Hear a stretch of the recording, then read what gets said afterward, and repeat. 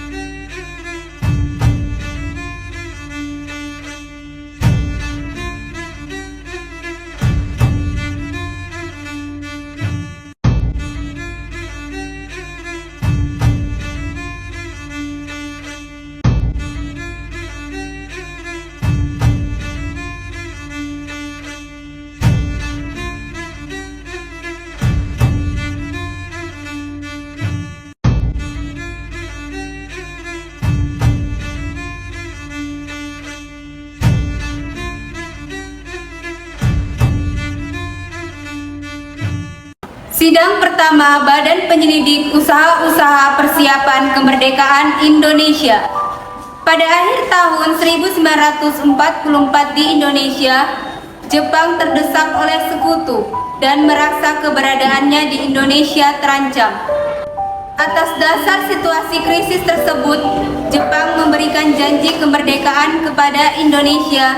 Dan sebagai tindak lanjut dari janji tersebut, dibentuklah Badan Penyelidik Usaha-Usaha Persiapan Kemerdekaan Indonesia pada tanggal 1 Maret 1945 oleh Letnan Jenderal Kumakichi Harada.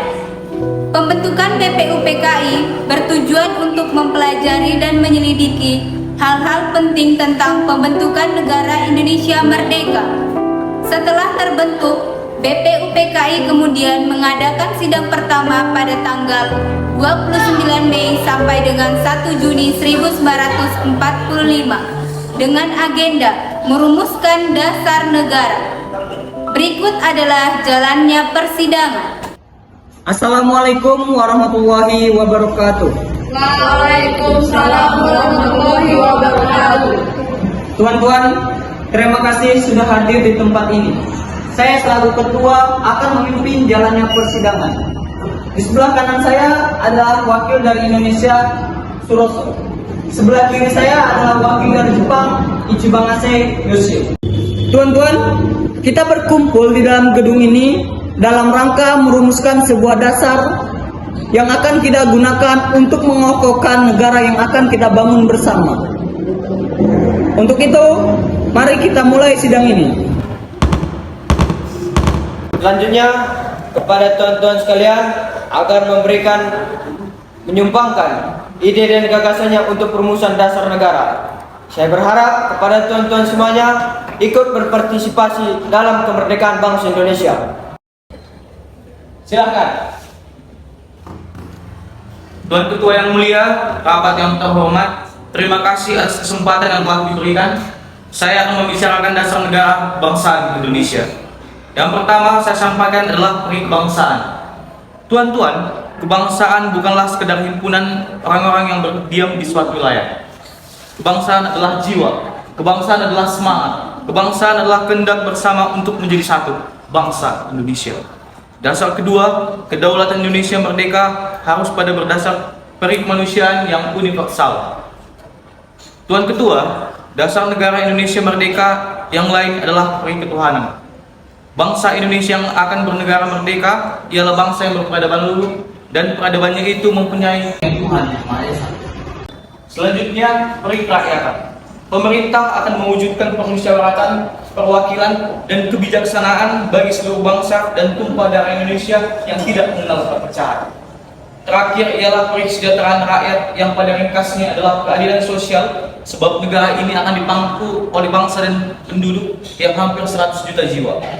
Tuan Ketua, habislah pembicaraan saya tentang dasar negara. Dengan ini saya mempersembahkan kepada sidang dengan mengucapkan terima kasih.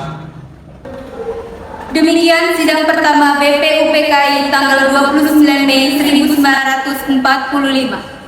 Sidang ini mengemukakan uraian pemikiran dari Muhammad Yamin, yaitu dasar negara Indonesia harus berperi kebangsaan, peri kemanusiaan, peri ketuhanan, peri kerakyatan, dan peri kesejahteraan rakyat. Sidang berikutnya dilaksanakan pada tanggal 31 Mei 1945. Sidang ini membicarakan lanjutan dasar negara Indonesia, kebangsaan Indonesia, dan daerah negara. Berikut adalah jalannya persidangan. Tuan-tuan peserta sidang yang terhormat, saya selaku ketua sidang sadar akan pentingnya kelanjutan sidang ini dan sepatutnya berkomitmen untuk menyelesaikan pembahasan yang tertunda. Tanpa membuang waktu lebih lama, mari kita mulai kembali sidang ini dengan semangat dan fokus yang sama seperti sebelumnya. Sidang dimulai. Silakan kepada tuan-tuan sekalian yang ingin menyumbangkan ide dan gagasannya. Paduka Tuan Ketua, hadirin sidang yang terhormat, izinkan saya menyampaikan gagasan saya tentang apa yang kita bicarakan. Silakan. Yang pertama tentang daerah, saya mufakat dengan pendapat yang mengatakan Indonesia harus mengikuti batas Hindia Belanda tentang hal rakyat sebagai warga negara. Pada dasarnya ialah warga yang memiliki kebangsaan Indonesia dengan sendirinya. Adapun peranakan Tionghoa, India, dan Arab yang telah tinggal di Indonesia dan memiliki kehendak yang bersungguh-sungguh untuk bersatu dengan Indonesia, maka harus diterima dengan diberikan kebangsaan Indonesia. Tentang pemerintahan yang berdaulat, saya menganjurkan mendirikan negara nasional yang bersatu. Di dalam negara nasional yang bersatu itu, urusan agama diserahkan kepada golongan-golongan agama yang bersangkutan dan terpisah dari urusan negara. Sekarang saya akan membicarakan soal yang berhubungan dengan bentuk susunan negara. Dengan sendirinya, negara secara federasi kita tolak, karena federasi mendirikan beberapa negara, sedangkan kita tidak mendirikan satu negara. Sekarang tentang republik atau monarki, tuan yang terhormat, menurut saya, kepala negara harus sanggup memimpin rakyat seluruhnya. Kepala negara harus mengatasi segala golongan dan bersifat menyatukan. Pemimpin negara yang sejati itu harus bersatu jiwa dengan rakyat. Apakah kita akan mengangkat seorang pemimpin dengan hak turun-temurun? Tentu tidak. Kita akan mengangkat pemimpin hanya untuk waktu tertentu dalam sistem demokrasi.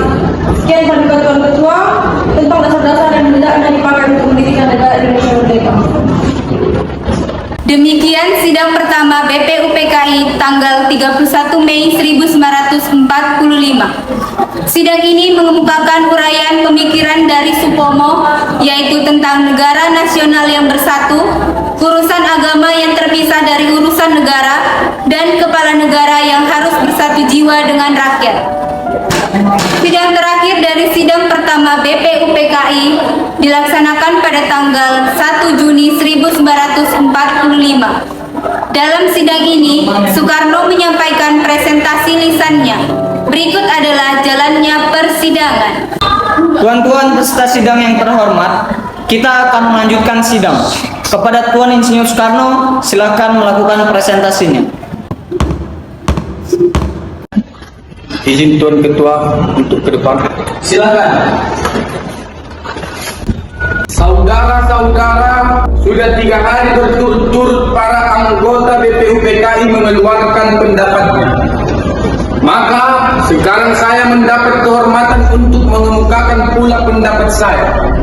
maaf beribu maaf, banyak anggota telah berpidato dan dalam pidato mereka itu diutarakan hal-hal yang sebenarnya bukan permintaan Paduka Tuan Ketua, yaitu bukan dasarnya Indonesia merdeka. Menurut anggapan saya, yang diminta oleh Paduka Tuan Ketua ialah fundament, filsafat, pikiran yang sedalam-dalamnya, jiwa hasrat yang sedalam-dalamnya, untuk di atasnya didirikan gedung Indonesia merdeka yang kekal dan abadi. Saudara-saudara, apakah yang dinamakan merdeka? Saya katakan bahwa kemerdekaan tak lain dan tak bukan ialah satu jembatan emas yang di seberangnya itulah kita sempurnakan kita punya masyarakat. Semboyan Indonesia merdeka bukan sekarang saja kita siarkan.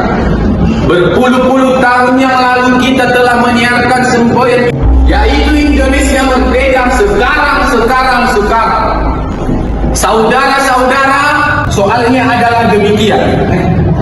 Kita ini berani merdeka atau tidak untuk menyusun, mengadakan, mengakui satu negara yang merdeka. Tidak diadakan syarat yang neko-neko. Tidak peduli rakyat dapat baca atau tidak. Tidak peduli rakyat hemat ekonominya atau tidak. Tidak peduli rakyat bodoh atau tidak. Asal ada bunyinya, ada rakyatnya, ada pemerintahannya, kemudian diakui oleh salah satu negara lain yang merdeka, inilah sudah merdeka. Tuan-tuan, sekarang saya bicarakan tentang hal dasar, yaitu di atas mana kita mendirikan negara Indonesia. Kita melihat dalam dunia ini banyak negeri yang merdeka dan berdiri di atas satu dasar. Hitler mendirikan Jerman di atas sosialis, Lenin mendirikan Soviet di atas Marxisme, Nippon mendirikan negara di atas kekaisaran, Ibnu Saud mendirikan Arabia di atas dasar agama Islam. Maka demikian pula negara Indonesia, apa yang akan menjadi dasar kita. Saya selalu mendorong di dalam saya punya jiwa sejak tahun 1980. Dasar pertama yang baik dijadikan dasar bagi Indonesia merdeka ialah dasar kebangsaan. Prinsip saya yang kedua harus pula menuju kepada kekeluargaan bangsa-bangsa yang boleh saya namakan internasionalisme.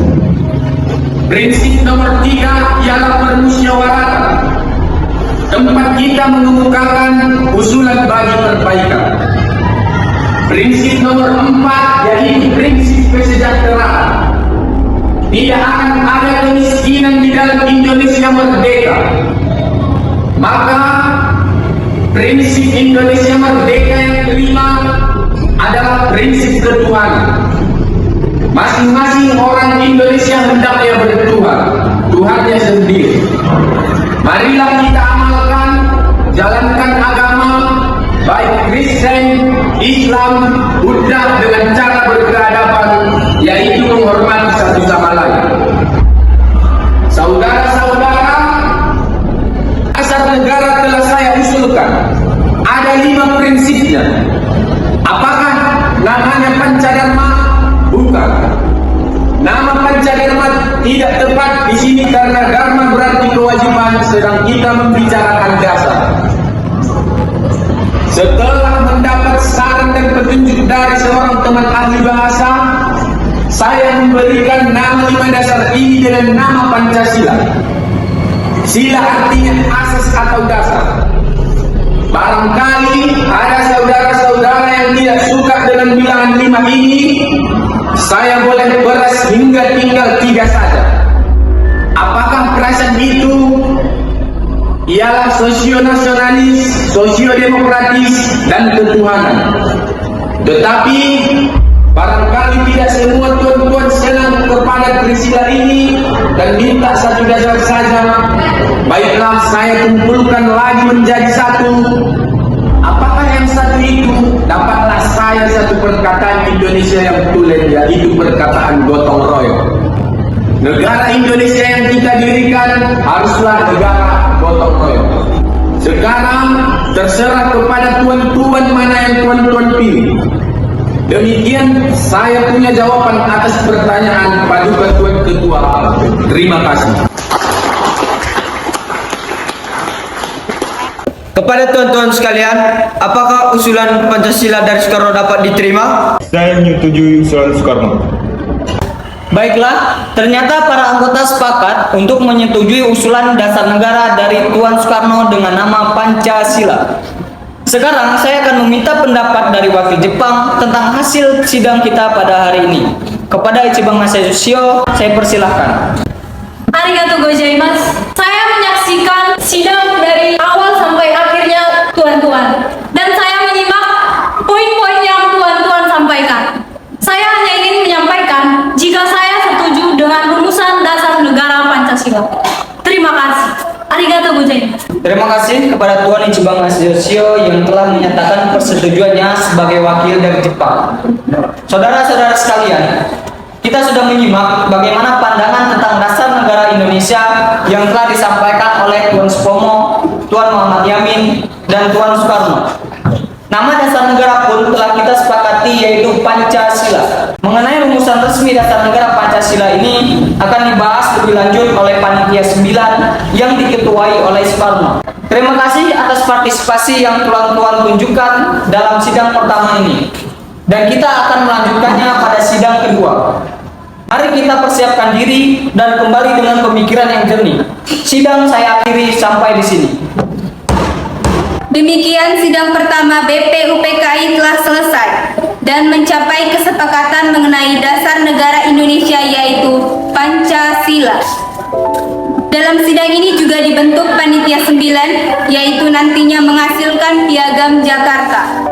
Piagam Jakarta digunakan sebagai landasan awal yang membuka jalan menuju pembentukan Undang-Undang Dasar 1945. Setelah menyelesaikan sidang pertama, BPUPKI mengadakan sidang kedua pada tanggal 10 Juli 1945. Sidang kedua bertujuan untuk membahas lebih lanjut mengenai bentuk negara, wilayah negara, warga negara, dan rancangan undang-undang dasar. Dengan semangat nasionalisme yang membara, sidang BPUPKI kedua memulai pembicaraan, membuka pintu bagi diskusi yang mendalam dan menjadi tonggak awal perumusan Konstitusi Indonesia. Berikut adalah jalannya persidangan. Tuan-tuan sekalian yang terhormat, kita sekarang membicarakan bentuk negara. Siapakah yang ingin membicarakan terlebih dahulu? Izin Ketua, saya kira terlebih dahulu kita harus membicarakan pembukaan yang diusulkan oleh panitia kecil. Saya minta saudara-saudara melahirkan pendirian terlebih dahulu. Tuan Ketua, saya khawatir jika perbincangan dari panitia kecil ini tidak nyata tercapai. Sehingga menurut saya yang terpenting untuk saat ini kita membicarakan pembukaan yang telah diusulkan dari panitia kecil. Tuan, kita harus membentuk negara di hadapan musuh. Apa gunanya berbicara panjang-panjang? Saya minta keputusan yang cepat. Setelah beberapa anggota melakukan presentasi lisan mengenai bentuk negara, selanjutnya diadakan pemungutan suara. Baiklah, kita sekarang harus mengadakan pemilihan tentang bentuk negara, yaitu republik atau monarki atau lainnya. Saya kira pemilihan sebaiknya dilakukan secara tertulis saja di kertas, kemudian dikumpulkan dan dihitung. Tuan Ketua, tentang pemungutan suara saya setuju. Tetapi kita bertanggung jawab kepada rakyat. Oleh sebab itu, pemungutan suara jangan dilakukan secara tertulis, tetapi dinyatakan secara lisan. Dengan hormat, saya minta agar kita menyitem saja secara tertulis. Silakan, Suroso. Yang hadir ada 64 anggota untuk menyatakan suaranya. Berapa untuk republik, berapa dengan kerajaan? Sebelum pemungutan suara tentang kerajaan atau republik, saya ingin Sudah, jangan bicara. Setelah diadakan pemungutan suara dan diketahui hasilnya ada 64 suara dengan rincian memilih republik 55 suara, memilih kerajaan 6 suara, dan 3 tidak memilih. Dengan ini republik memiliki suara terbanyak dan resmi menjadi bentuk negara Indonesia hingga saat ini. Setelah tercapai kesepakatan tentang bentuk negara, BPUPKI melanjutkan sidang untuk membahas wilayah negara. Berikut adalah jalan persidangan. Tuan-tuan anggota sekalian, kita sekarang membicarakan hal batas Indonesia. Saya minta agar tuan-tuan melakukan pendiriannya. Siapakah yang hendak berbicara? Tuan Ketua, pada sidang pertama, batas-batas wilayah sudah dibicarakan. Bagi saya sendiri, batas wilayah Indonesia sama sedikitnya pada waktu zaman Belanda dahulu. Saya akan terangkan pilihan terhadap batas negara, di mana tuan-tuan akan memberikan suara dengan sebaiknya. Ada saya beri 3 opsi pilihan. Pertama, memandang batasnya ialah Hindia Belanda dahulu.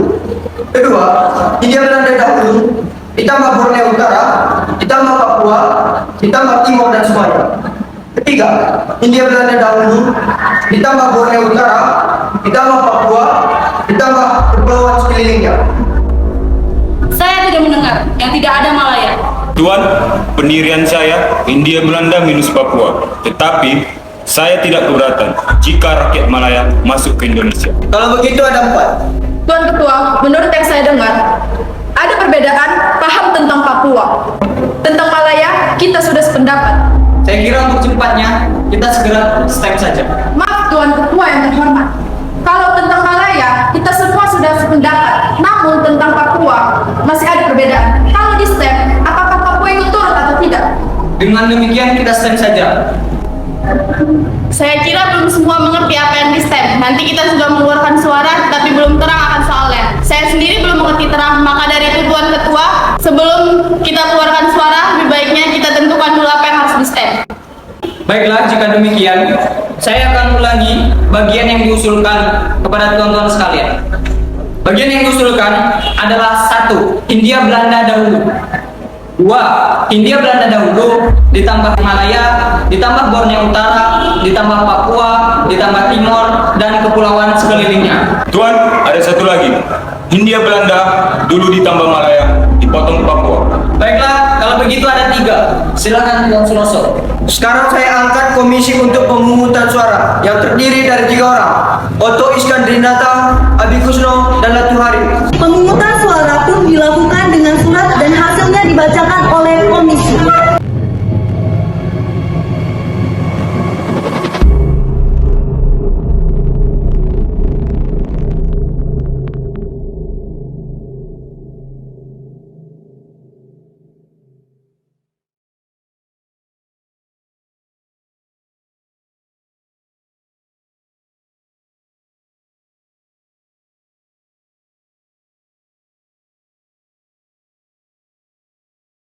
Paduka Tuan Ketua, suara telah dikumpulkan dan sebanyak 66 suara.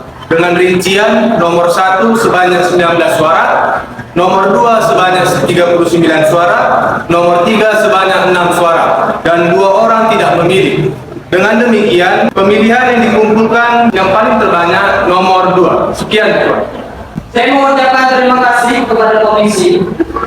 Para anggota sidang yang terhormat, saya tetapkan yang diputuskan, yang disahkan hari ini oleh persidangan mengenai batas wilayah Indonesia, yaitu Hindia Belanda dulu, bertambah dengan Malaya, bertambah dengan Borneo Utara, bertambah Papua, Timor Portugis, dan pulau-pulau sekitarnya. Sidang BPU PKI kedua yang berikutnya dilaksanakan selama 6 hari berturut-turut, dimulai pada 11 Juli sampai dengan 16 Juli tahun 1945. Sidang ini membahas mengenai rancangan Undang-Undang Dasar.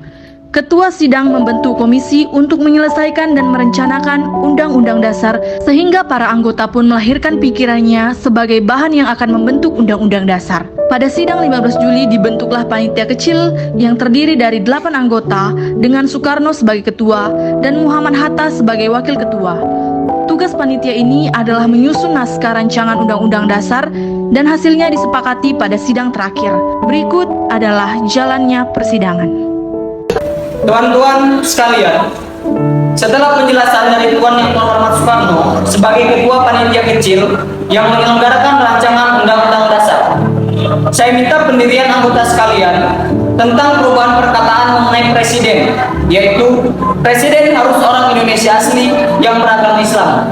Bagaimana tuan-tuan? Saudara Ketua, usul panitia ialah supaya pasal 4 ayat 1 berbunyi presiden ialah orang Indonesia asli beragama Islam, dan pasal 2 berbunyi presiden dan wakil presiden dipilih oleh majelis dengan suara yang terbanyak. Baiklah tuan-tuan, tentang hal ini saya minta yang mufakat untuk berdiri. Terima kasih, silakan duduk kembali.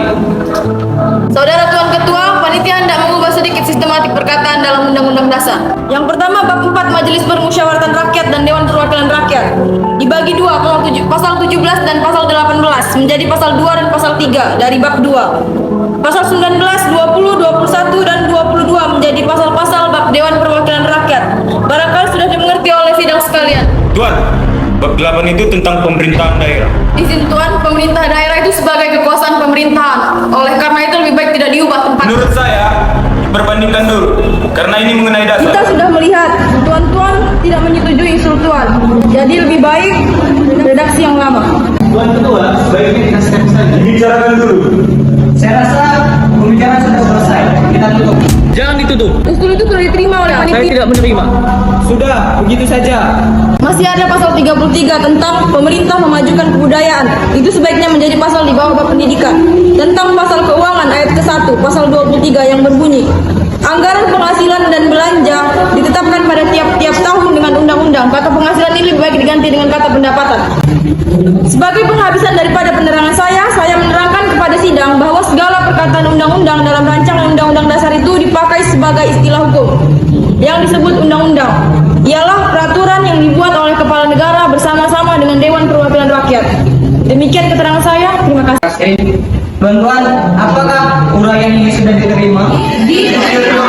Baiklah, rancangan ini sudah diterima oleh semuanya. Saya ulangi lagi, Undang-Undang Dasar ini kita terima dengan sebulan-bulannya. Untuk penyelesaiannya, saya minta dengan hormat supaya yang setuju, yang menerima untuk Terima kasih, silakan duduk kembali. Baiklah tuan-tuan, hanya satu yang tidak berdiri. Dengan demikian, suara bulan Undang-Undang Dasar ini diterima. Terima kasih.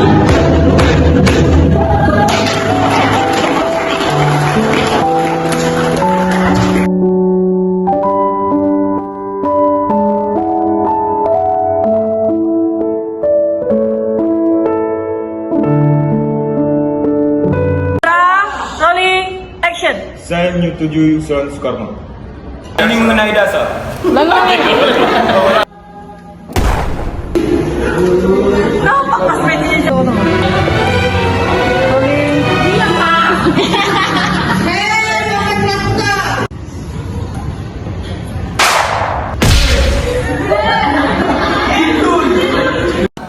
Saya selaku ketua sidang sadar akan pentingnya kelanjutan sidang ini dan sepenuhnya berkomitmen